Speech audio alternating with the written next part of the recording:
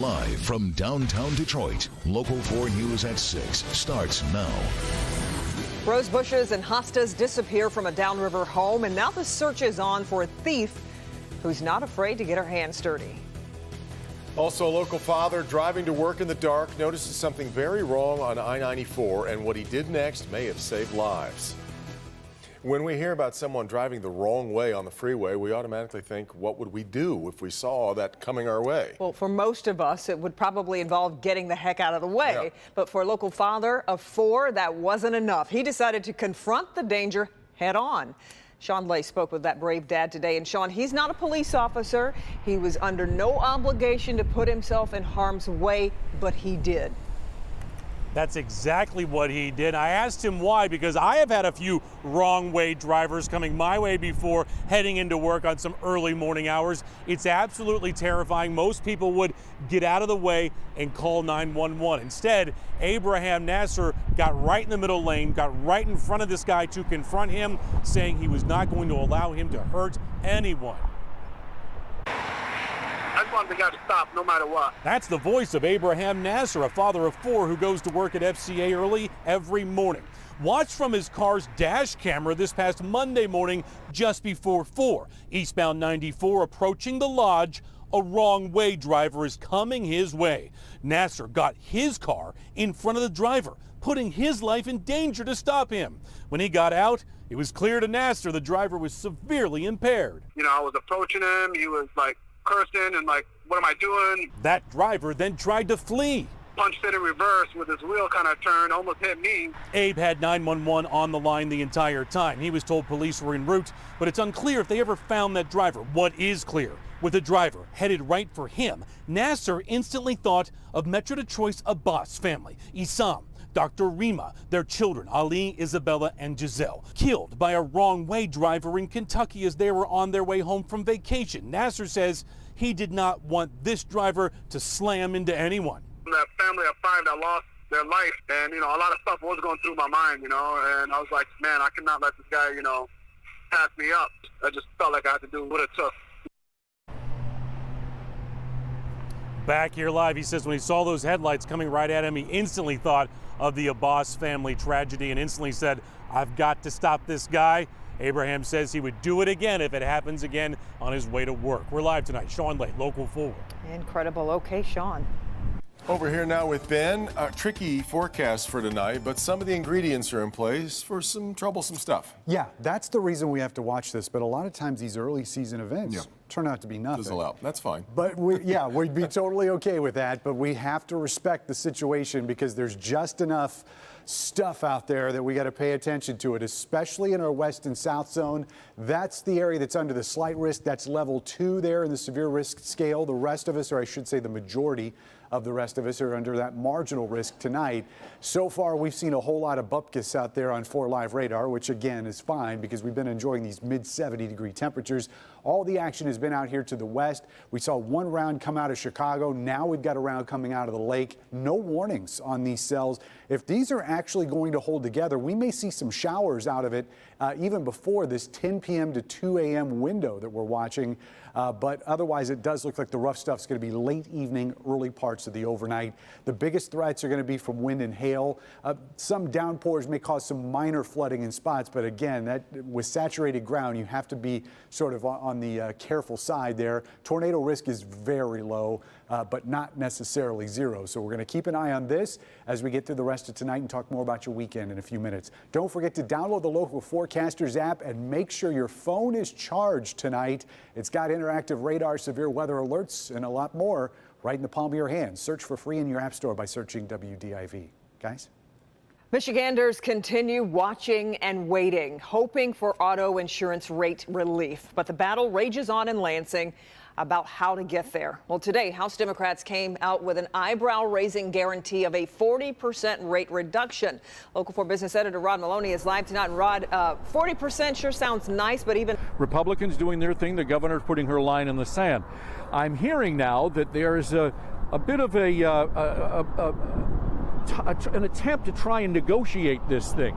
Things are moving along. In fact, today, the House legislature, the House and the Senate, the leadership pulled back a bill they were going to pass today because they think they can get something done.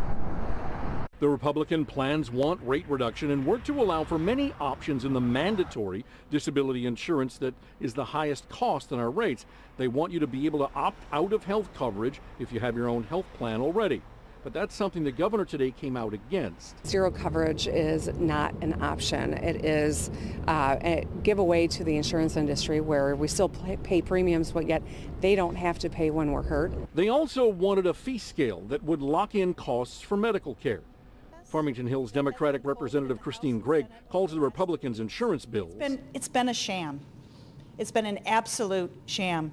So in both chambers, bills were dropped and rushed and moved with little notice and very little opportunity for public input.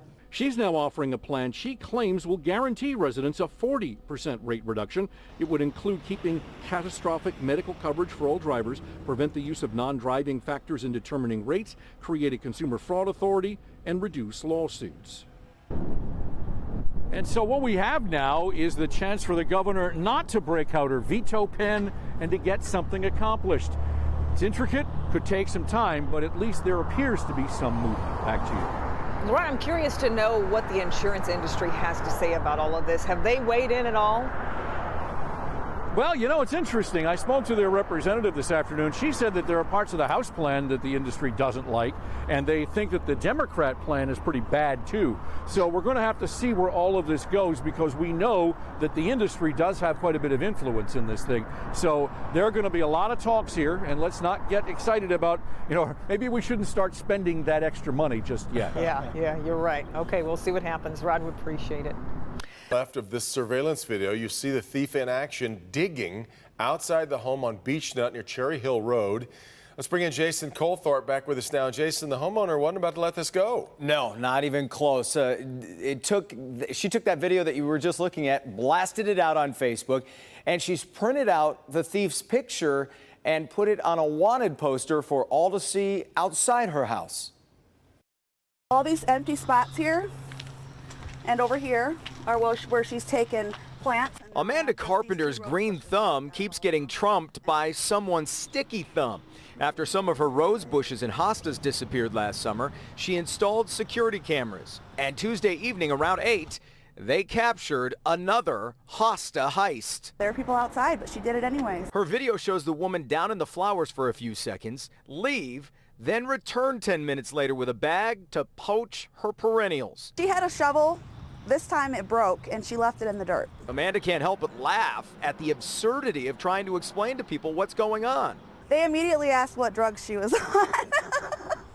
Because who steals plants? Amanda was in the middle of mowing the lawn when she realized that for a third time, someone had stolen her flowers. So she dropped everything, went inside and checked the surveillance video, and then went to Facebook to let everybody know exactly who had done this. This is the second time we've got her on camera. The first time we didn't see her face. This time, though, she reported it to police and is handing over the video evidence.